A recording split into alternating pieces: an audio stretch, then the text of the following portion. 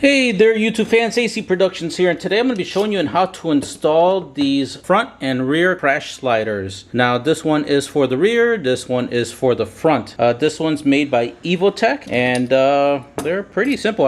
When I was looking for crash sliders, I wanted something that's going to be looking even on both ends. Here, I'll grab the smaller one, a lot easier to show you, meaning that it looks, you know, like one end looks like exactly like the other end. So it makes it more of an even look. And for me, sorry that my fingers are black, I just finished doing a different video showing you some other stuff. Another thing I was looking for was something to give me some accent color. Now I didn't want to go too crazy. I didn't want the whole puck end to be a one color. It kind of looks a little goofy for me. So with this being silver, I'm actually going to paint these a red. And the paint that I'm going to be using is going to be this paint right here. So it's going to be the stained glass paint. Now it is a transparent red color, which is fine because the silver is going to, you know, bring out the color, kind of give it almost like a candy apple red for my bike. My bike is currently a red and black theme, so I kind of want to continue that with doing some accents around the bike. So only this part over here is going to be in the red color, and then I figure the centerpiece, I'm actually going to paint this black. The paint that I'm going to use for the black part is going to be this one, the 2x Ultra Cover paint and primer. It's a flat black color, so that's the part that I'm going to paint over here all black, so that way it's kind of like, you know, not seen or not visible. All right, so let's go ahead and get started. There's a few other things that I want to show you as well on actually preparing. Now, even though that this has a nylon nut at the end of it, I may put some thread. Oops. Well, there goes that. I didn't know that was going to happen. Alrighty. That's kind of like a little blooper right there. So now, even though that this part has the nylon end of it, I'm still probably going to wrap this end over here with some thread tape, just to kind of a little bit of added security for me. Other than that, I'm going to go ahead and slide these guys off. Oops, and there was a little spacer there, as you could see. So I'm going to pop the plastic piece off. You can see that this is just a silver aluminum piece. For me, I'm going to go ahead and paint these. Now, if you have a blue bike, you could go ahead and paint these blue, and they'll just have that nice accent of blue. If you have a black bike, you could get these, you know, you could probably get these in black, or you could spray paint them black so they're all black, or whatever color your bike is, or whatever accent color you want to do, go ahead and paint these parts. You know, so it gives a little you know, of your touch on the bike. So I'm going to go ahead and start taking these out. I'm going to do the same with this one, and I'm going to go ahead and spray paint it. So I'll show you what to do once I get these other ones out. Alrighty guys, now before I continue on, I kind of wanted to show you a few of the differences between the fronts and the rears. Now with the front rod, obviously it's going to be the shorter rod from both, but you're going to also notice that the threads on one end is a lot shorter than the other. So here's the one end is shorter, and then on this end is a lot longer. So I'm going to guess that on this side we're going to have to go ahead and tighten down the bolt almost all the way, and then this is going to be the side that we're going to slide the rod through and tighten it on this end. It's going to be the same with the rear rod. This side is obviously there's a short end, and then there is the long end. I'm just going to go ahead and flip that over. Now besides that, there's also differences on the sliders themselves. Now this ones are the fronts, those are the rears. If I were to flip this over, we'll flip it over here, and then we'll flip this one over as well. And then let me get these back ones. Let me put this one over here, and then same thing over here on this end. So now if you look at these pieces, let me go ahead and bring these a little bit forward, and let me zoom in a little bit more so you guys can kind of see the differences. Again, these are the rear, these are the fronts. You could see on one, this just has one level, and on this one there's like a little step. There's like a few levels. And then on this one is a little bit on the kind of bigger end, and there's not that much surface here compared to this one, a little bit on the smaller end, and there's a lot more surface over here on that side. So those are the things you kind of want to look out for. You don't want to just take them out and just put them anywhere and then be like, oh man, I totally forgot what goes where. So just kind of wanted to show you those parts. All right, so for me, I'm going to go ahead and I may get with a marker, and I may write over here on the inside, because you're not going to see this once we put it on the bike. So I'm going to probably write over here R for rear and then F for front. So that way I don't get confused once I start you know, painting these and, you know, putting them off to the side.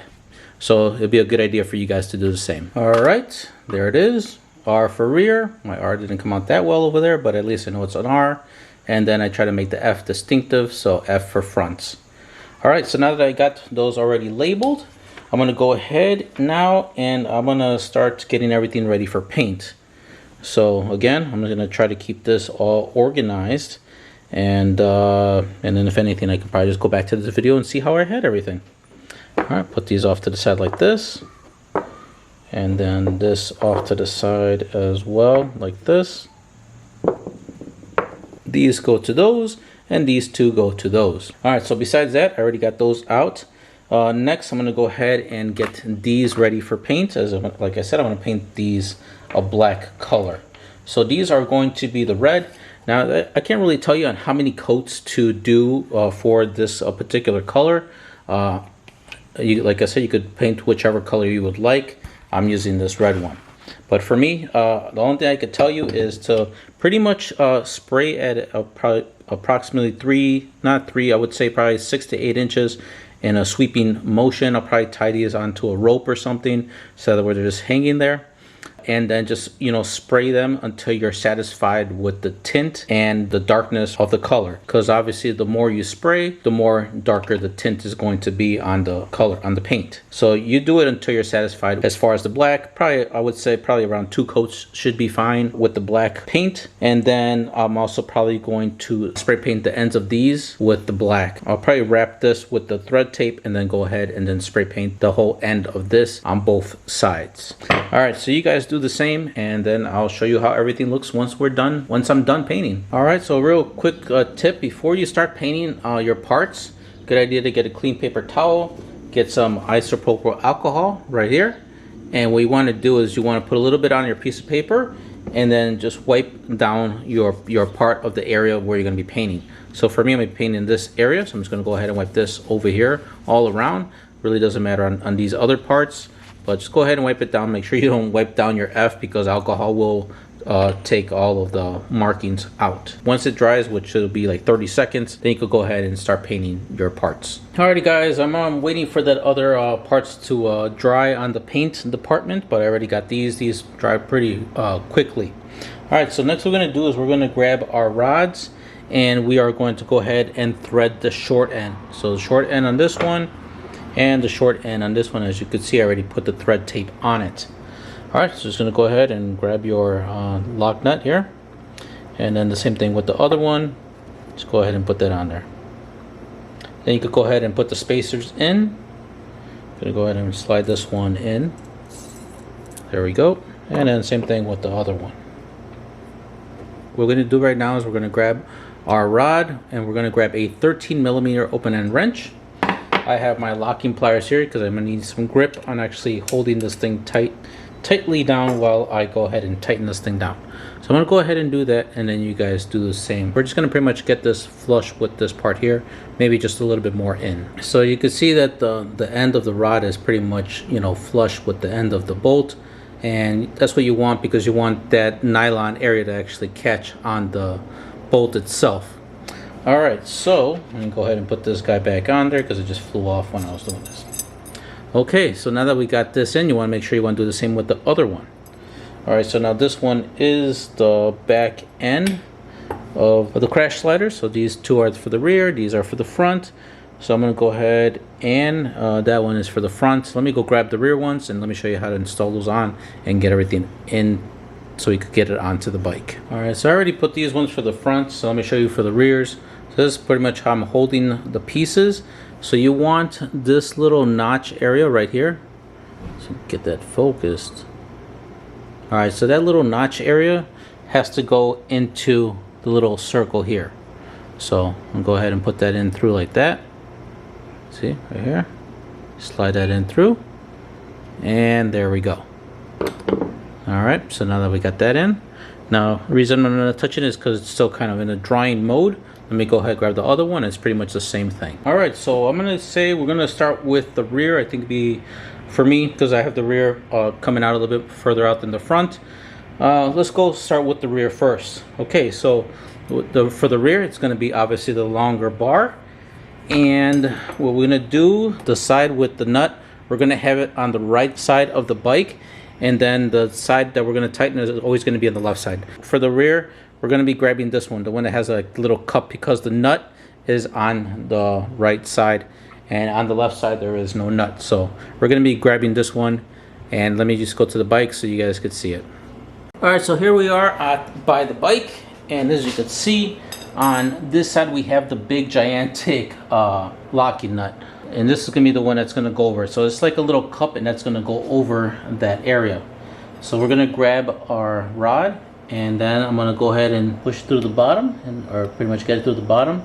So if I do it the other way, this part's gonna fall on the floor. It's gonna go like that, and there we go. Okay, next we're gonna go ahead and put the rod in.